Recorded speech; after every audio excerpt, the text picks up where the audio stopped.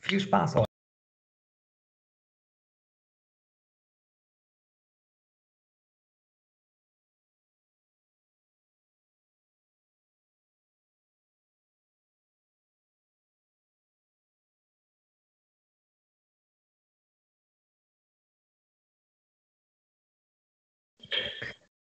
Wunderschönen guten Abend. Hallo und herzlich willkommen. Ihr seid genau richtig. Trotz Zeitumstellung habt ihr es geschafft. Da möchte ich euch erstmal zu gratulieren. Herzlich willkommen zu Anwurf, das Handballmagazin live bei Sprungwurf TV und wir überleben sie alle. RTL hat unsere zeitgleich laufende Quarantäne-WG-Sendung direkt mal wieder abgesetzt, nachdem die zeitgleich zu Anwurf bei Sprungwurf TV letzten Mittwoch liefen. Wir sind trotzdem wieder da und ich freue mich sehr.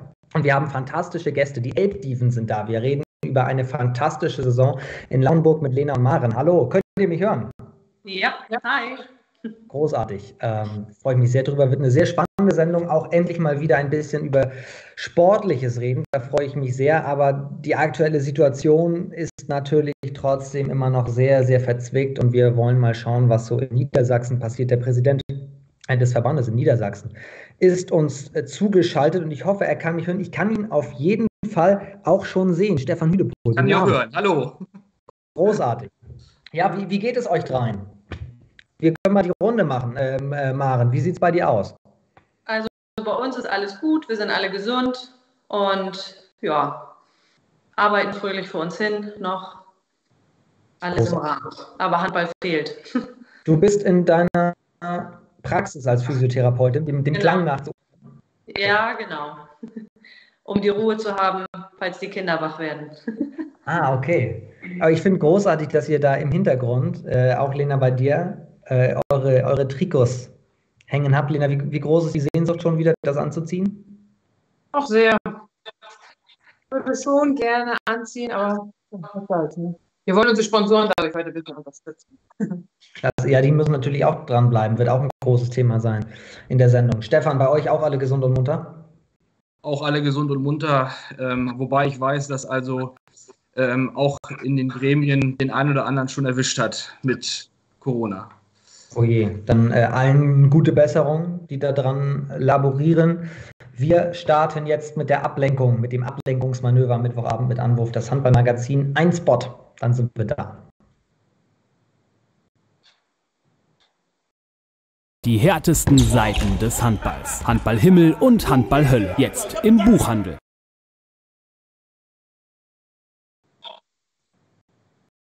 Die Fragenlawine, die haben wir am Anfang. 5 Fragen für jeden Gast, die erstmal gar nichts mit Handball zu tun haben, um uns erstmal in die Sendung so ein bisschen einzugrooven. Aber bevor wir damit starten, sei euch gesagt, wenn ihr das Ganze auf YouTube schaut, dann könnt ihr ja an der Seite, ich hoffe, ist das die richtige Seite? Ich glaube ja. Auf jeden Fall auf einer der Seiten am Rand ist der Videochat. Da könnt ihr die Fragen an unsere 3 Gäste stellen oder bei Facebook, da könnt ihr sie einfach unten drunter stellen oder per Second Screen auf dem Handy bei Instagram. Da gibt es einen Fragebutton. Da könnt ihr auch eure Fragen an die 3 einsenden. Die werden wir definitiv stellen. So, wir starten mit Maren. Deine 5 Fragen, deine Fragenlawinen beginnt jetzt. Bist du geduldig? Überhaupt nicht.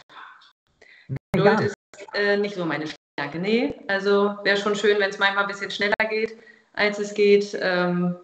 Fällt mir schwer. Wie zeichnet sich das auf dem Handballfeld aus? Also ich erinnere mich leider an eine Situation, wo das Tor war leer, der Gegner, und ich habe mir überlegt, der lange Wurf ist auch besser, als geduldig nach vorne zu spielen, und der ging leider neben das Tor. Also das war schon bitter und wäre wahrscheinlich besser gewesen, hätte man das geduldig nach vorne gespielt. Ja. Was ist dein Lieblingsessen? Frage 2. Da bin ich bei Pizza, und zwar Rucola mit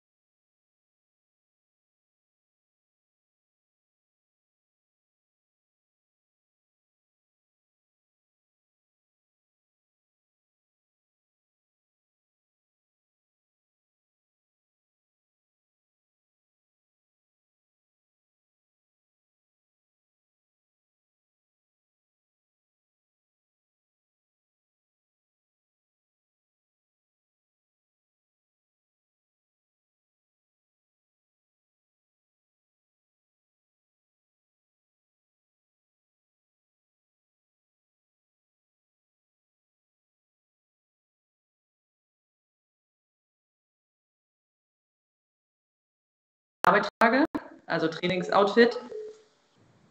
Ja. Und beim Handball und auf der Couch. Und du bist ja eine der Personen, die das wirklich tragen auch muss. im Alltag tragen darf oder muss. Genau, also es ist eigentlich ganz schön. Manchmal wünscht man sich dann doch auch mal ein netteres Outfit. Ne? Dafür sind dann die Wochenenden da, wenn man mal essen geht oder so. Aber ansonsten, man muss halt gucken, dass man nicht absolut vergammelt mit Jogginghose. Aber wir haben Gott sei Dank beim Sport echt schöne und auch auf der Arbeit ist das alles gut zu tragen. Maren lebt auf jeden Fall den Traum. Das können wir festhalten nach dieser Frage. Lena, welche Eissorte isst du am liebsten, wenn es Sommer wird? Ich würde Stracciatella nehmen. Frage 2. Kannst du gut tauchen, wo wir schon bei Sommer sind? Gar nicht. Überhaupt kein bisschen. Das heißt, also schwimmen auch im Sommer trotzdem? Oder? Ja. Aber überhaupt gar nicht tauchen. Gibt es Personen in deinem Leben, denen du alles anvertrauen würdest? Ja, da gibt es 2 Personen, die ich alles sagen würde. Mein Mann und meine Mutter.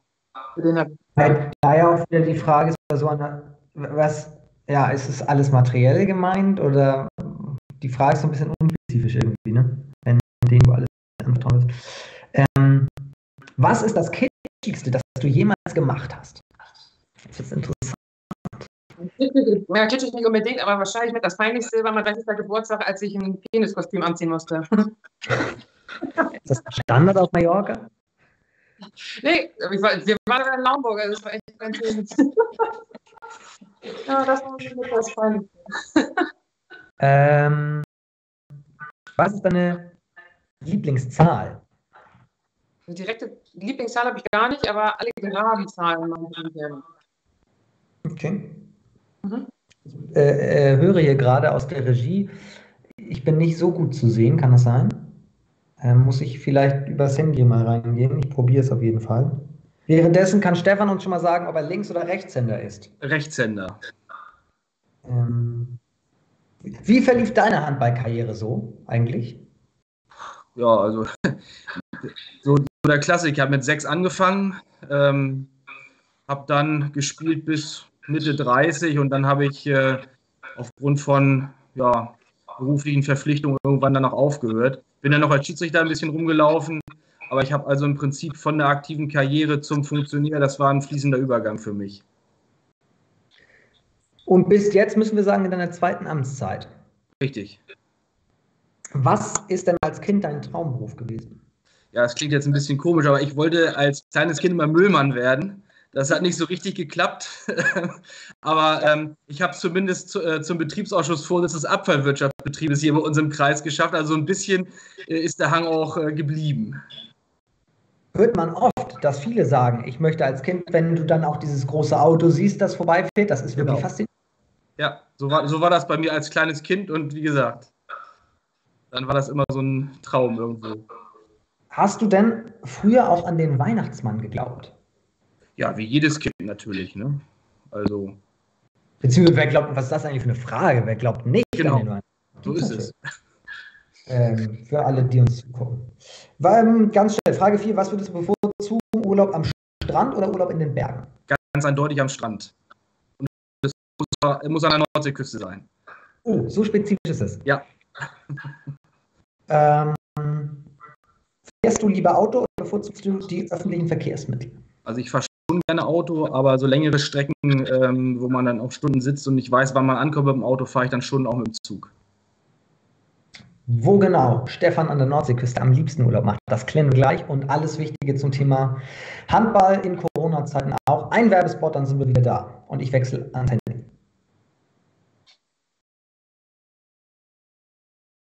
Die härtesten Seiten des Handballs. Handball-Himmel und Handball-Hölle. Jetzt im Buchhandel.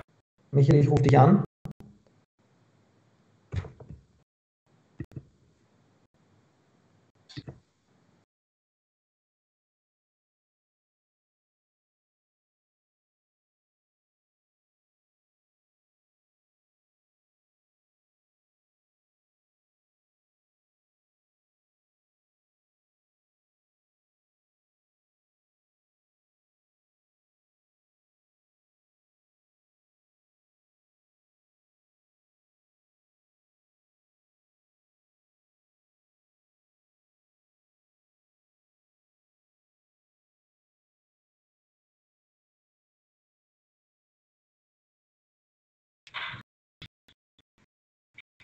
Sind wieder übers Handy. Jetzt bin ich da. So, wir sind wieder da. Aber es ist, glaube ich, nicht besser von der Verbindung. So. Rex ist jetzt quasi live dabei, wie ich hier nochmal an Anruf teilnehmen. Pass auf, gleich doppelt drin. Gleich doppelt technisch der Wahnsinn. Jetzt lege ich hier nämlich wieder auf.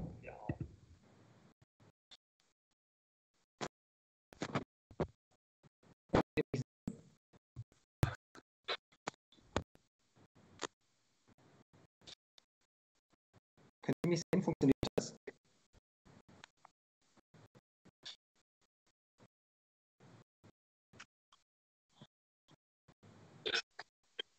Ich bin drin. Hallo. Ich hab's klar. Sind wir live eigentlich drauf? Sind alle live dabei?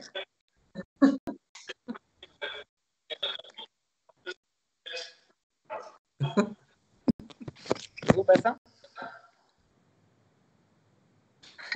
Herzlich willkommen beim Technikkurs Mittwochabend. Live bei Hamburg. Großartig. Ja, es ist diese Zeit der Improvisation, wir kennen es alle, um so ein bisschen irgendwie trotzdem natürlich eine Sendung auf die Beine stellen können. So, aber wir wollen mal inhaltlich weitermachen. Lieber Stefan, erste Frage mal vorweg. In Zeiten von Corona, wann war dein Handy das letzte Mal über eine Stunde eigentlich lang? Ja, immer nachts. Ansonsten ist schon viel Telefon. Ich habe neulich mal gesagt, ich habe halt mehr zu tun mit Handball im Moment als zu Zeiten, wenn es also ganz normal läuft. Das ist schon ziemlich schlimm, aber da muss man durch. Es ist ja wirklich Wahnsinn. Wie viele Vereine sind, die jetzt immer noch anrufen, weil eben Ungewissheit ist, was passiert? Also die Vereine melden sich eher bei mir auf der Geschäftsstelle. Da die ja relativ gut besetzt ist, laufen da eigentlich die ersten Fragen auf. Und dann sind meine Spieltechniker natürlich die ersten Ansprechpartner für die Vereine, sodass ich die große Welle nicht wirklich kriege. Für mich ist dann eher auch der Kontakt zum DHB das, was Zeit verschlingt im Moment. Ist die Geschäftsstelle noch besetzt oder machen die auch alle Homeoffice? Also die Geschäftsstelle ist noch besetzt, allerdings muss man natürlich auch Vorkehrungen treffen. Da haben einige auch Überstunden dann wegnehmen müssen und so weiter. Sitzen noch welche im Homeoffice, die Leute sind alle zu Hause erreichbar. Also die Arbeit, die gemacht werden muss, wird noch gemacht, aber auch da sind natürlich Einschränkungen spürbar. Das ist ja alles, auch wenn es sich schon anfühlt, wie eine Ewigkeit. Erst 2 Wochen ungefähr. Wie hast du diese 2 Wochen erlebt? Also meine letzte Sitzung war an dem eigentlich geplanten Länderspieltag eine Präsidiumssitzung des DHB. Die Präsidiumssitzung haben wir noch abgehalten. Seitdem habe ich praktisch keine Präsenzsitzung mehr gemacht. Nur über Videokonferenz, über Telefonkonferenzen. Das ist manchmal ein bisschen schwierig, weil es doch einfacher ist, wenn man sich gegenüber sitzt. Aber es geht alles, aber es ist immer die Ungewissheit, wie geht es tatsächlich weiter. Wir können uns jetzt erstmal auf den 19.04. oder 20.04. einstellen. Was danach ist, weiß keiner. Und das ist für uns eben auch die Schwierigkeit mit der weiteren Saisonplanung. Wenn jetzt Vereine ankommen, ich habe es gerade angesprochen, Ungewissheit ist da. Keiner kann sagen, wie es weitergeht.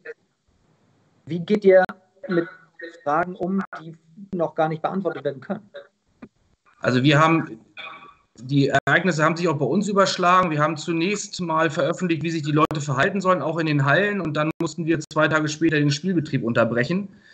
Wir haben da relativ frühzeitig gesagt, wir unterbrechen jetzt. Wir machen am 8.4. eine Telefonkonferenz des Präsidiums. Und da werden die Fragen erörtert, weil wir auch mal gucken mussten, wie geht es jetzt tatsächlich auch überall in den Bundesländern weiter. die Vereine scheinen das akzeptiert zu haben. Insofern hält sich das so ein bisschen in Grenzen, was an Anfragen kommt. Aber wir werden dann am 8.4. nochmal eine Mitteilung geben müssen an alle Vereine. Und klar ist für die das auch eine unheimlich schwierige Situation. Es ist ja auch vieles abhängig eigentlich, wie es weitergeht vom großen Handball, oder? In Anführungsstrichen. Ja, ich glaube, wir sind schon nicht so richtig vergleichbar mit der Handball-Bundesliga. Die müssen schon ihre eigenen Entscheidungen treffen. Die Bundesliga der Frauen hat ja eine Entscheidung getroffen. Da wird jetzt nur noch geklärt, wie das mit Auf- und Abstieg möglicherweise ist und wer auch im Europapokal teilnimmt.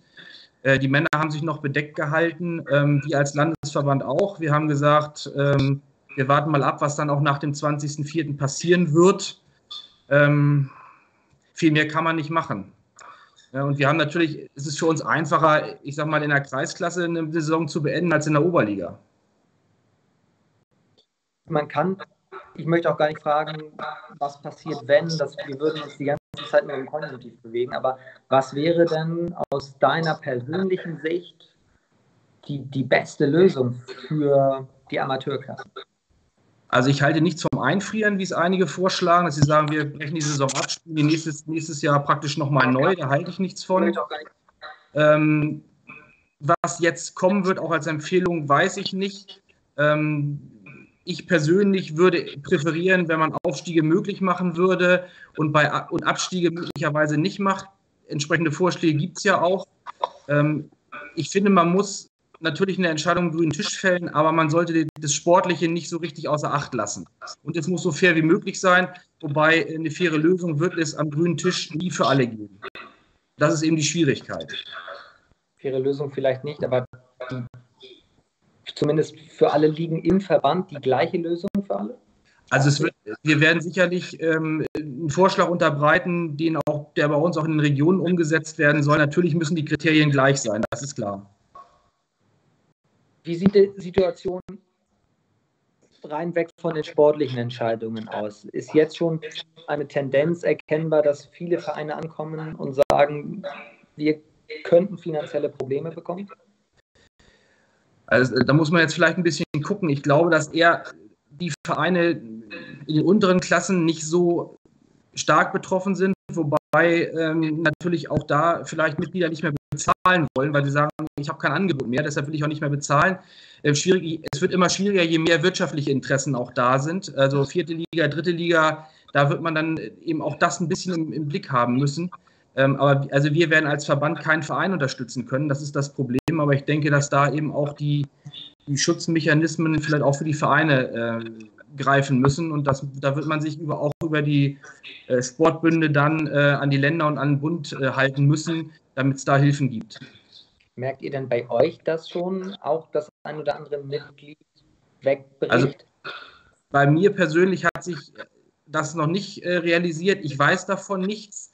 Aber so eine Diskussion führt man natürlich jeden Tag. Auch bei mir im Büro sind ja auch Vereinsmitglieder, die sagen, ja Mensch, jetzt kann ich nicht mehr meine Gymnastik machen, warum bezahle ich denn eigentlich noch? Und das wird auf die Vereine zukommen. Da muss man natürlich gut gucken. Wenn jetzt einer in Kurzarbeit gehen muss, hat er natürlich auch Schwierigkeiten, den Vereinsbeitrag vielleicht zu bezahlen. Das wollte ich gerade sagen. Gar nicht wegen des fehlenden Angebots. Das ist sehr individuell.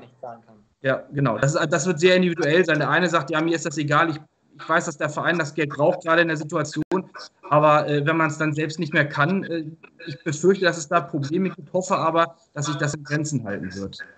Okay, also was wird es bedeuten, wenn Beiträge wegfielen?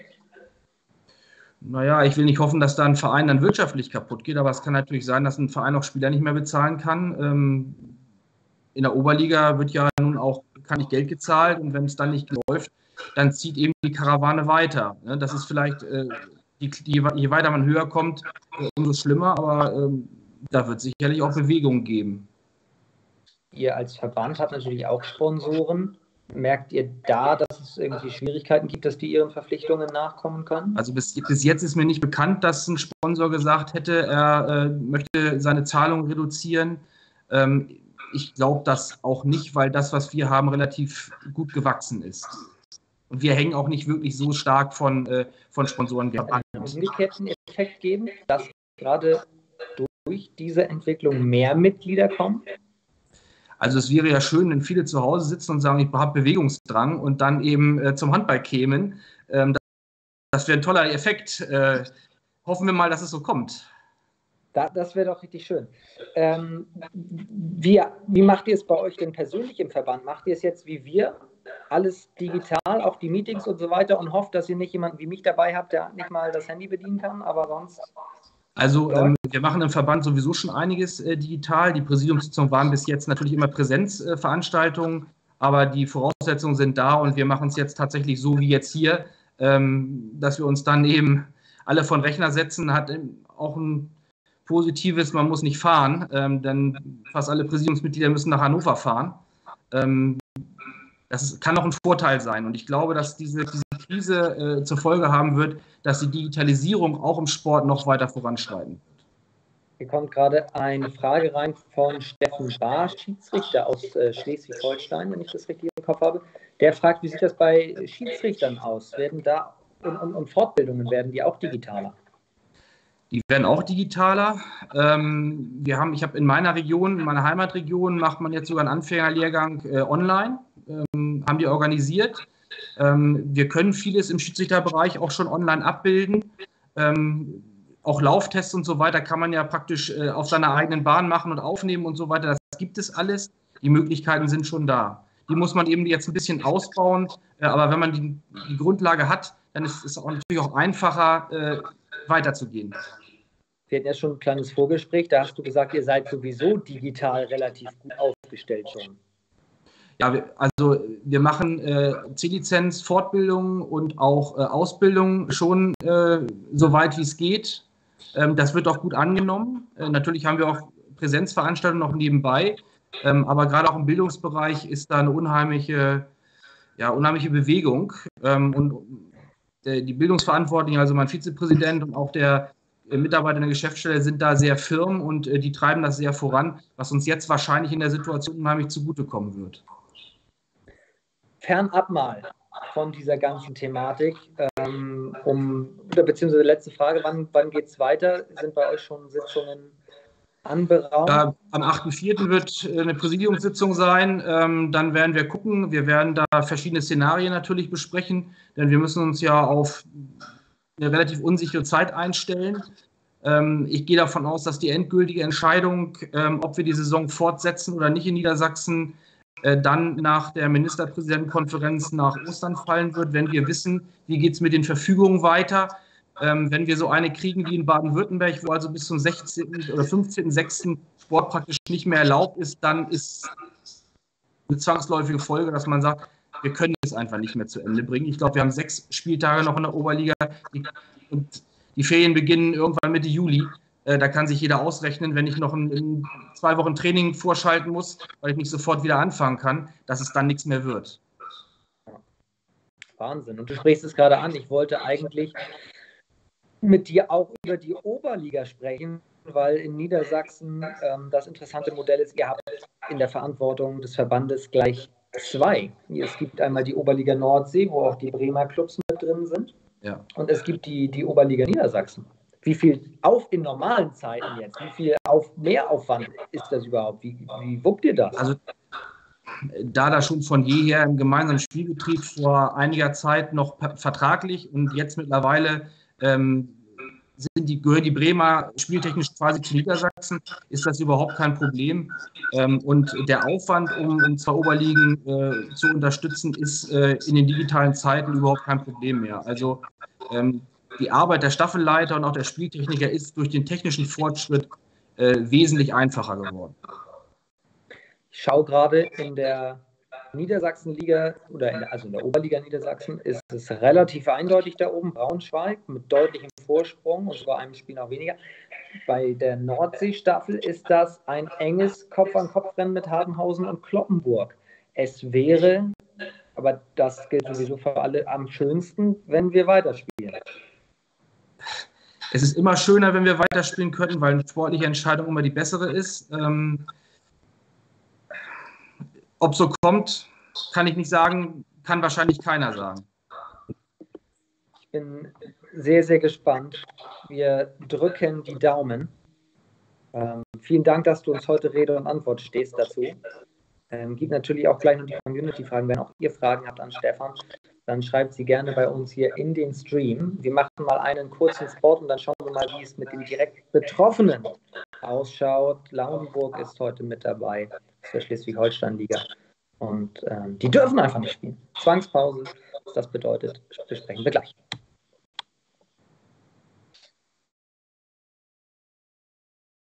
Die härtesten Seiten des Handballs. Handball-Himmel und Handball-Hölle. Jetzt im Buchhandel.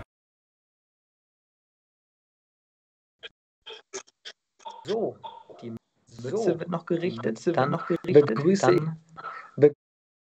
Lena und Maren. Aber ich muss ganz kurz einmal fragen, ist es von der Kamera her so jetzt in Ordnung? Bin ich jetzt im Querformat? Ich bin jetzt im Querformat. Ich habe es geschafft. Es passieren heute historische Dinge. Fantastisch. Wie geht ihr mit der Zwangspause um? Wie haltet ihr euch fit? Also wir haben von unserem Fitnesstrainer und Torwarttrainer ein individuelles Sportprogramm für zu Hause bekommen. Und zwar ist das positionstechnisch auch ein bisschen unterschiedlich. Also es ist aufgeteilt quasi für einen Rückraum und Kreisläufer und Außen, also dass jeder individuelles Trainingsprogramm hat. Was habt ihr heute zum Beispiel gemacht? Also ich muss gestehen, ich habe heute nichts gemacht. Ich auch nicht. Ich habe auch keinen individuellen Trainingsplan. Wie sieht es bei dir aus, Lena? Ich habe heute auch nichts gemacht, aber ich war gestern dabei. Stark, das ist gut. In welchem Kontakt steht ihr mit ihm oder auch mit eurem Trainer, mit Dieter Eigenmann? Also man telefoniert ab und zu mal, ne? Und es gibt jetzt keine Überprüfung. Also wir gehen mal davon aus, dass alle den Ernst der Lage erkennen, dass wenn es wieder losgeht, dass wir alle fit sein müssen. Und da sind wir jetzt ja auch alt genug, dass da jetzt keiner gucken muss. Wobei Daniel gestern vorgeschlagen hat, man könnte ja auch über Skype, ne, so ein gemeinsames Workout machen mit der ganzen Mannschaft. Also ich weiß nicht, ob das nochmal vielleicht gemacht wird. Aber ansonsten liegt das natürlich in der Eigenverantwortung jeder Spielerin. Das heißt, genau, ihr habt keine Hausaufgaben in dem Sinne, dass ihr jeden Tag Bericht erstatten müsst, sozusagen, diese Woche 3-mal laufen. Nein. Oder 3-mal an Instagram Home-Workouts teilgenommen. Gibt es eigentlich noch Leute, die keinen Live-Workout machen? Also, bietet ihr schon Livestreams an? Dann könnt ihr jetzt Werbung machen. Nein. Vor der Pause war es bislang eine fantastische Saison, Lena, für euch. Ihr seid Dritter. Wenn ich sagen wir mal im August, kurz vor Saisonstart, irgendwie in euer Trainingslager gekommen wäre und gesagt, ich denke, wir hätten geantwortet, das ist ein guter Platz für uns. Also es war schon unser Ziel, oben mit das auf alle Fälle. Und es hat ja bisher... Wie bitte? Hat bisher ja auch ganz gut geklappt, dass wir oben mitspielen konnten. Ein Punkt sind das Schleswig. Ja, für uns kommt die Zwangspause natürlich ein bisschen ungelegen. Also meiner Meinung nach jetzt eine Woche später kommt er. Hätten wir das Spiel gegen Schleswig gehabt und hätten dann gucken können, wie wir das entschieden hätten. Aber das ist ja nicht. Habt ihr euch auf dieses Top-Duell, Zweiter gegen Dritter, schon vorbereitet gehabt? Ja, sicher. Wie war der Matchplan? Naja, im Endeffekt, uns war klar, wir müssen nur mit einem Tor gewinnen. Wir haben das Hinspiel unentschieden gespielt und wir mussten mit einem gewinnen. Das hätte uns vollkommen gereicht, mir direkt einen Vergleich zu gewinnen. Aber leider kam es nicht dazu. Überhaupt war das eine fantastische Hinserie von euch. Die ersten Spiele 14:2 Serien, nur die Niederlage gegen den PTSV. Was hat Dieter mit euch gemacht, dass ihr wie aufgezogen einmal durch die Schleswig-Holstein-Liga spaziert seid? Ja, Dieter ist handballerisch super. Also da können wir wirklich nichts sagen. Er bringt uns sehr viel bei. Wir haben einen riesen Schritt gemacht als Mannschaft. Und was dann natürlich noch zukommt, er ist ein Quäler. Ne? Also sind schon teilweise hartes Training, aber der Erfolg ist weg. Ein Quäler. Ja, aber es zeigt sich natürlich auch auf dem Feld dann natürlich, wenn du so einen langen Atem hast. Du sagst, die Pause kam spieltagstechnisch ungelegen, aber ihr hattet dennoch, was die Verletztenanzahl angeht, eine ungünstige Situation, oder? Das stimmt allerdings. Wir hatten viele, die halt angeschlagen waren, beziehungsweise auch richtig flach lagen von der Grippe her. Ja, wäre uns das entgegengekommen, aber auch nur in der Hinsicht. Alles andere, wir sind noch richtig gefahren, auf Grippeerkrankung. Trotzdem hattet ihr auch da schon wieder einen Lauf von mehreren Siegen. Habt ihr so einen breiten Kader, dass ihr das einfach so auffangen könnt? Es wirkt so von außen betrachtet so leicht. Einen großen Kader haben wir nicht unbedingt. Also wir sind teilweise auf Position doppelt besetzt, das stimmt. Aber ich glaube, was uns einfach auszeichnet, ist, dass umso weniger wir werden, umso dichter rücken wir zusammen. Und das ist der große Vorteil, glaube ich, von den Elbdieben bei uns. Ich habe so ein bisschen mir ein paar Interviews durchgelesen. Euer Torwarttrainer Daniel, der hat gesagt, ihr müsst noch im Kader an den Höhen und Tiefen arbeiten haben. Was sind denn die Höhen bei euch? Warum muss an den Höhen noch gearbeitet werden? Höhen kann man ja immer noch weiter ausbauen. Ich denke, das größere Problem sind eher die Tiefen, dass wir teilweise dann undiszipliniert spielen oder vielleicht auch ein bisschen das Gefühl manchmal haben, wir haben schon den Sieg in der Tasche und dann lassen wir wieder nach, die Konzentration lässt nach und dann lassen wir es manchmal unnötig eng werden zum Ende hin, mit eigentlich häufig einem guten Ausgang, aber es hat uns halt auch schon mal das Genick gebrochen. Ne? Also zum Beispiel gegen Tils Löwen, das Unentschieden wäre nicht so wirklich nötig gewesen und vielleicht hätte man auch Preetz ärgern können, wenn man da am Ende, hatten wir sie ja vor 5 Minuten waren noch zu spielen, da hatten wir noch geführt und wären wir da konsequent gewesen und hätten das Ding durchgezogen, dann würden wir jetzt vielleicht auf dem 2. schon stehen. Was war euer Saisonziel? Habt ihr da etwas ausgegeben? Ja, also es ist immer so, wir haben eigentlich schon gesagt, wir wollen jedes Spiel einzeln betrachten und jedes Spiel gewinnen. Wenn man jedes Spiel gewinnt, steigt man natürlich auf, das wäre toll. Aber auf jeden Fall die oberen Plätze, ne? Das war ein ganz klares Ziel. Wobei es halt auch, man muss sich natürlich mit einem neuen Trainerteam auch und mit einem neuen Trainer erstmal einfinden, erstmal einspielen, sich erstmal beschnuppern und das hat halt echt gut geklappt, muss man sagen, wenn man sich jetzt die Tabelle anguckt. Oberliga-Aufstieg, wisst ihr ganz besonders, wie das geht. Denn, helft mir auf die Sprünge, war es 2006? 2006, genau. Und ihr seid seitdem, man glaubt es kaum, aber ihr seid immer dabei. Ihr seid, ja, wenn man Vereinstreue nochmal neu schreiben würde, das Wort, muss man Lena und Maren sagen.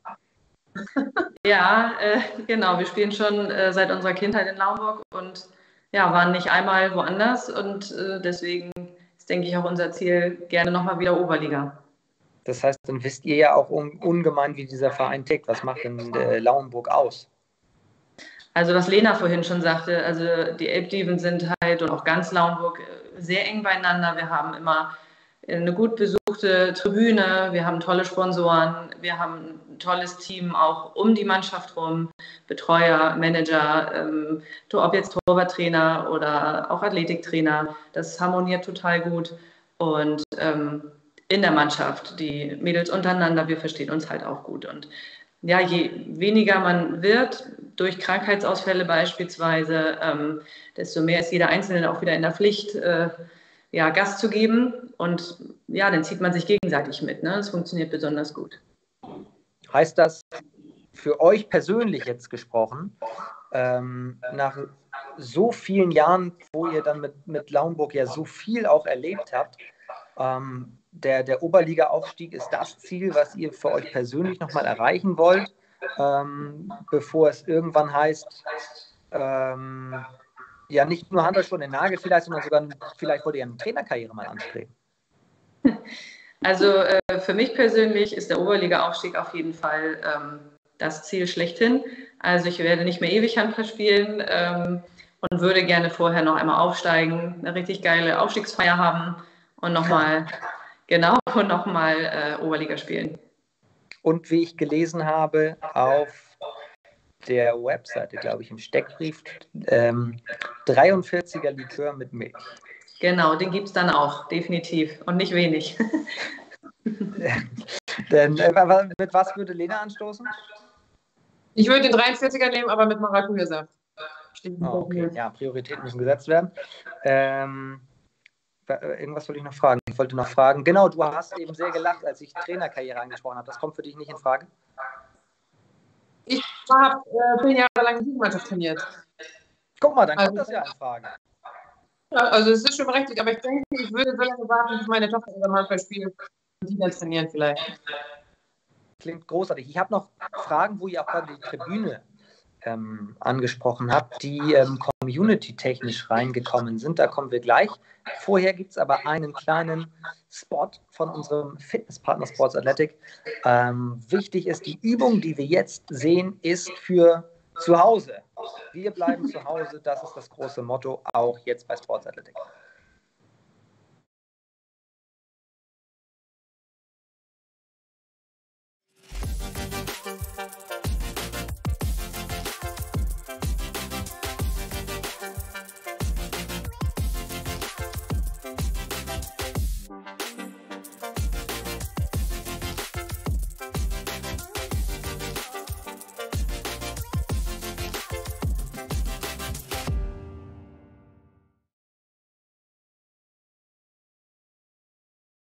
Diese Übung kräftigt die gesamte Schultermuskulatur und verbessert die Beweglichkeit. Du brauchst nur 2 gefüllte Flaschen. Beuge dich mit geradem Rücken so weit wie möglich nach vorne und rotiere die Arme nach vorne und hinten um jeweils 270 Grad. Halte die Arme dabei möglichst weit oben. Falls die Bewegung zu schwierig ist und dein Rücken rund wird, führe sie auf dem Boden liegend aus.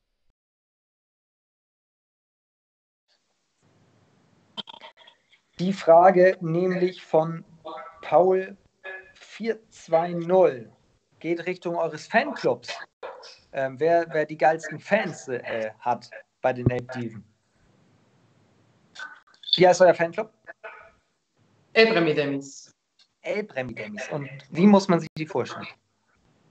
Die bestehen zurzeit aus unserer B-Jugend männlich, aus unserem männlichen C-Jugend, männlich B- und C-Jugend.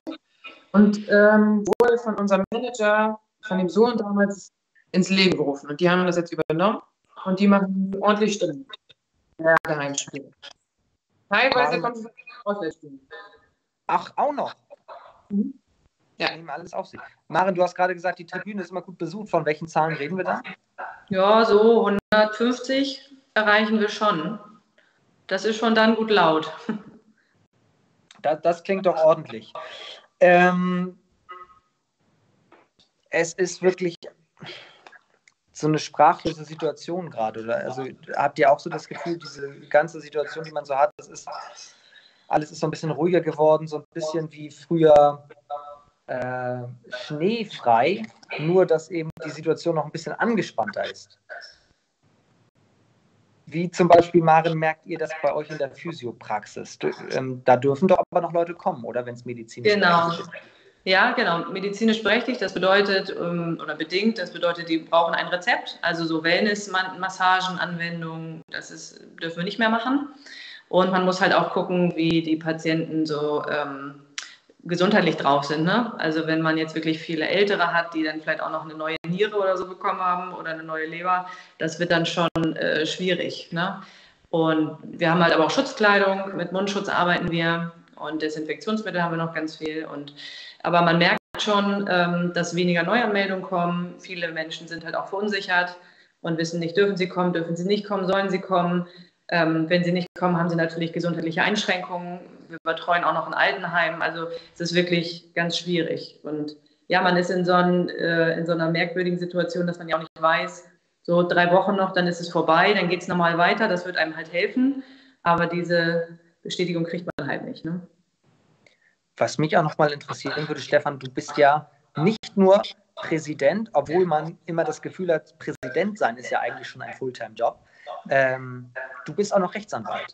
Wie merkst du das jetzt im Arbeitsalltag?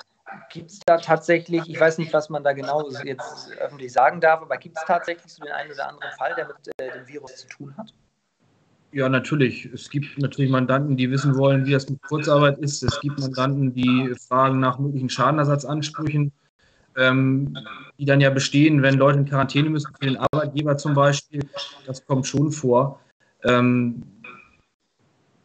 Ich glaube, dass für uns das eher nachlaufend ist. Denn wenn es dann tatsächlich um Schäden geht, die da sind, werden wir wahrscheinlich erst in Anspruch genommen werden, um das durchzusetzen. Das wird ja erst, wenn man absehen kann, dass es vorbei ist, der Fall sein. Aber die Anfragen sind natürlich da. Könnte das auch noch im Sport passieren? Man weiß ja nicht, wann es wie weitergeht, dass dann auch Vertragssituationen kommen, wo sich Anwälte einschalten müssen? Das halte ich durchaus für möglich.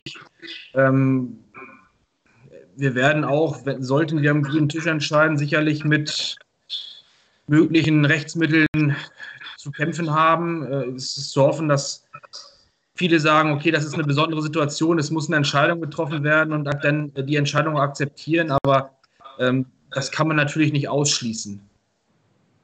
Dann möchte ich abschließend nochmal fragen, jetzt haben wir die ganze Zeit über diese negativen Aspekte gesprochen. Du bist letztes Jahr in deine zweite Amtszeit gegangen. Warum? Was bringt dir Spaß daran? Ja, also ich wollte dem Handball irgendwie verbunden bleiben. Dass es so gekommen ist, habe ich also vor 8 oder 9 Jahren auch nicht gedacht. Aber es macht unheimlich Spaß. Wir haben ein super Präsidiumsteam, wir haben ein super Geschäftsstellenteam und Handball ist in meinem Leben immer da gewesen und deshalb mache ich das auch gerne und auch mit Enthusiasmus und mit Freude, auch wenn es manchmal nicht so freudig ist, aber da muss man eben auch mit leben. Merkt man aber auf jeden Fall. Deswegen freue ich mich sehr, dass du heute uns Auskunft gegeben hast aus Niedersachsen-Sicht. Noch der kurze Hinweis, den ich letzte Woche schon gebracht habe. Wir bei Sprungwurf TV, wenn tatsächlich Spielbetrieb ist und war, haben wir jede Woche 3 bis 5 Spiele aus Oberligen und auch aus Landesligen zusammengefasst als Highlight-Berichterstattung und hatten da auch schon den einen oder anderen Beitrag aus der Oberliga Nordsee. Wenn es andere Vereine gibt, da sind wir natürlich immer darauf angewiesen, dass die Vereine filmen und uns Material zukommen lassen. Aber wenn es andere Vereine gibt, die sagen, wir möchten auch mal medial präsent sein und eine Zusammenfassung unseres Spiels sehen, können die das gerne an uns schicken. Vielleicht magst du das einmal irgendwie weiter streuen bei dir im Verband.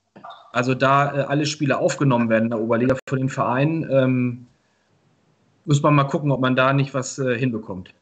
Das wäre natürlich klasse. Und das gilt übrigens auch für Lauenburg, aber ich glaube, in der Liga ist es nicht Pflicht, ne? Das, was aufgezeichnet wird, nein. Nee. Kommt vielleicht, jetzt wo wir alle digitaler werden. Man weiß es nicht. Vielen Dank auch, dass ihr heute eure Zeit am Mittwochabend geopfert habt und uns Einblick in die Saison. Küsse an alle, auch an euren Trainer Dieter, den kenne ich ja auch noch aus Preetzer Zeit. Einen großen Spaziergang in Preetz gemacht. Ist schön in Preetz, oder? Sehr schön, ja.